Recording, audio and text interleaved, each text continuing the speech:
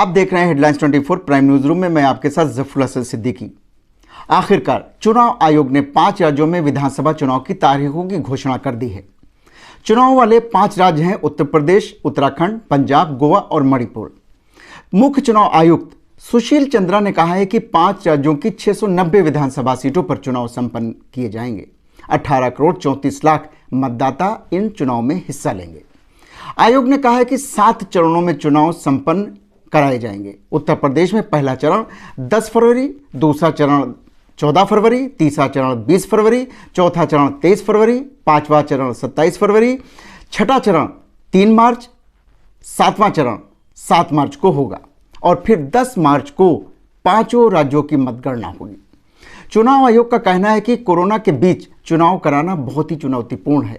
आयोग का कहना है कि सुरक्षित चुनाव कराना पहली प्राथमिकता होगी।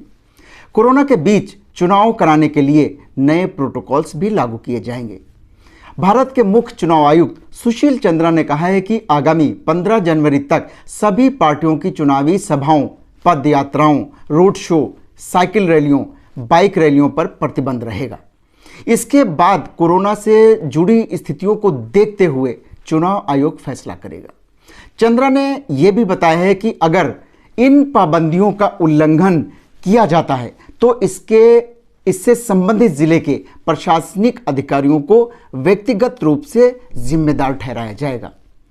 चुनाव आयोग ने 5 राज्यों के विधानसभा चुनाव में सुरक्षित मतदान के लिए कई ऐलान किए हैं, जिसमें चुनाव आयोग ने कहा है कि 15 जनवरी तक कोई भी चुनावी रैली, रोड शो, पदयात्रा या साइकिल यात्रा नहीं की जाएगी।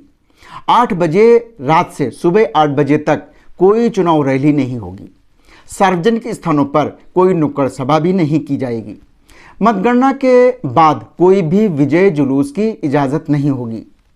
चुनाव ड्यूटी में लगे कर्मियों को वैक्सीन की दोनों डोज लगाना भी ज़रूरी होगा।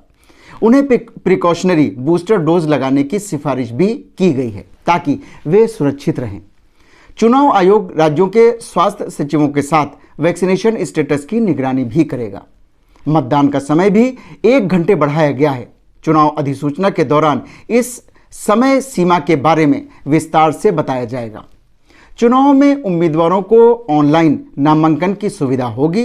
इससे निर्वाचन कार्यालय में भीड़ से बचा जा सकेगा। पोलिंग बूथ पर भीड़ से बचने के लिए 1500 की जगह 1250 वोटर ही होंगे। इसके लिए 16% पोलिंग बूथ बढ़ाए गए हैं। मणिपुर और गोवा में विधानसभा चुनाव के उम्मीदवार 28 लाख रुपए तक चुनाव पर खर्च कर सकते हैं। चुनाव आयोग ने कहा है कि दागी उम्मीदवारों को अखबारों में अपने आपराधिक मामलों की जानकारी भी 3 बार प्रकाशित करनी होगी। पार्टियों को भी इसकी जानकारी अपनी वेबसाइट पर डालनी होगी। 5 राज्यों की 690 विधानसभा सीटों पर चुनाव कराए जाएंगे। 2,15,000 से ज्यादा पोलिंग बूथ बनाए गए हैं।